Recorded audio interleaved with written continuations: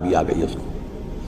حضرت حسین رضی اللہ تعالیٰ عنہ کے پاس خطوط کا تانتا بنا ہوا تھا، کوفے سے لوگ خط لکھ رہے تھے، آئیے آئیے آئیے، ہم آپ کے ہاتھ پر بیعت کریں گے، ہم آپ کے ہاتھ پر بیعت کریں گے، ہم آپ کے ہاتھ پر بیعت کریں گے۔ یہی وہ کوفہ جو حضرت علی کا دارالخلافہ رہا تھا اور جو پھر صبائیت کا گڑھ بن گیا تھا۔ چنانچہ حضرت حسین نے حضرت مسلم بن عقیل کو بھیجا وہاں پر کہ میرے نمائندے کی حیثیت سے جا کر وہاں پر بیعت لو۔ 10-12 ہزار افراد نے بیعت کر لی، لیکن اس کے بعد یزید کی طرف سے گورنر بنا کے بھیجا گیا ابن زیاد کو۔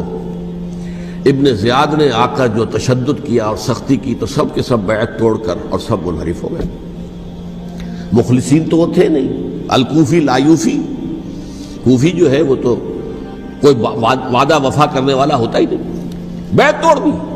فمن نقص فانما ينقص على نفسه، بیعت کے بعد بیعت توڑ دینا بہت بڑا گناہ ہے، توڑ دی۔ ادھر اطلاع مل گئی حضرت حسین کو، چل چکے تھے وہ، راستے میں تھے کہ وہاں تو مسلم بن عقیل شہید ہو گئے اور سب لوگوں نے بیعت توڑ دی۔ اب واپس جانا چاہتے تھے، لیکن مسلم بن عقیل کے بیٹے جو ہے اڑ گئے۔ یہ عرب کی اپنی ایک جو ہے پرانی ان کی حمیت اور ان کا قبائلی نظام کہ اب ہم اپنے والد کے خون کا قصاص لیے بغیر نہیں جائیں گے۔ حضرت حسین رضی اللہ تعالیٰ عنہ کی مروت اور شرافت، یہ میرا ساتھ دینے کے لیے آئے تھے، اب میں ان کا ساتھ نہ دوں تو یہ تو شرافت اور مروت کے خلاف ہے۔ کہا اچھا چلو چلتے۔ وہاں جا کر بھی عین اپنے میدان کے اندر بھی حضرت حسین رضی اللہ تعالیٰ عنہ نے 3 چیزیں پیش کی ان کوفیوں کے لشکر کے خلاف۔ سب سے بڑا لشکر کے اندر سب سے بڑے تو کوفی تھے جنہوں نے بیعتیں کی ہوئی تھی حضرت حسین کے ساتھ۔ دیکھو مجھے جانے دو واپس حجاز کی طرف، یا مجھے سرحدوں پر بھیج دو تاکہ میں کافروں کے ساتھ جنگ کرتے ہوئے اپنی جان دے دوں، یا مجھے یزید کے پاس جانے دو، میں اپنا معاملہ اس سے طے کر لوں۔ لیکن کوفیوں کو یہ گوارا نہیں تھا۔ اگر یہ یزید کے پاس پہنچ گئے تو ہمارا کچا چٹھا بیان کر دیں گے کہ مجھے تو ان لوگوں نے برگلا کر بلایا تھا۔ اس لیے کہ دیکھیے حضرت امیر معاویہ کے 20 سالوں کے دوران میں بتا چکا ہوں، ان کی حکومت اتنی مستحکم تھی کہ اس کے خلاف کوئی فتنہ اٹھانا ممکن نہیں تھا۔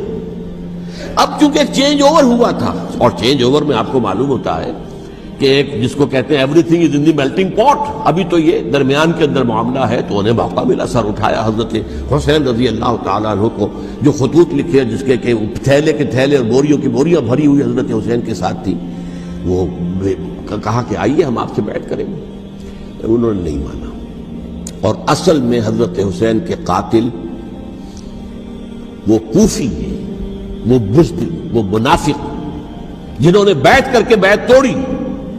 اور اب وہ آ گئے کہ اگر یہ حسین رضی اللہ تعالیٰ عنہ بچ کر کہیں یزید کے پاس پہنچ گئے تو پھر ہمارا کچا چٹھا جو ہے وہ سامنے آ جائے گا اور ہماری پھر شامت آ جائے گی۔ لہذا انہوں نے قتل کیا حضرت حسین کو رضی اللہ تعالیٰ۔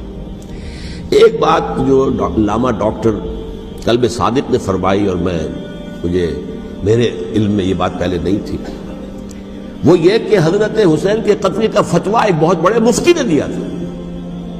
یہ بات بھی ذرا سمجھ لیجیے، حضرت حسین رضی اللہ تعالیٰ عنہ کے قتل کا فتویٰ ایک بہت بڑے مفتی نے دیا تھا۔ کیوں دیا تھا؟ اس لیے کہ حضور کی احادیث موجود ہیں کہ جب ایک شخص کی ایک خلیفہ کی بیعت ہو جائے تو دوسرا اگر کھڑا ہو تو اسے قتل کر دو، کھلی حدیث۔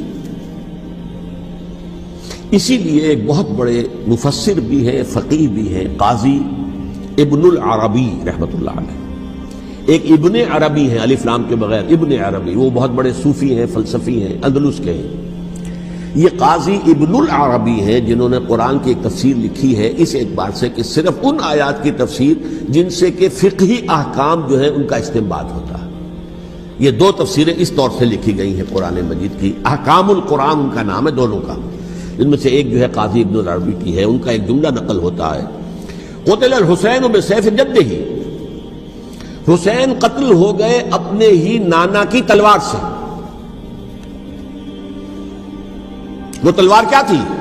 جب کسی کی بیعت ہو چکی ہو پھر کوئی کھڑا ہو مدعی خلافت، قتل کر دو۔ میرے نزدیک حضرت حسین مدعی خلافت نہیں تھے، یہ بات اس وقت سامنے لوگوں کے نہیں آئی، بلکہ حکومت نے یہ باور کرا دیا کہ یہ تو باغی ہے، یہ مدعی ہے خلافت کے۔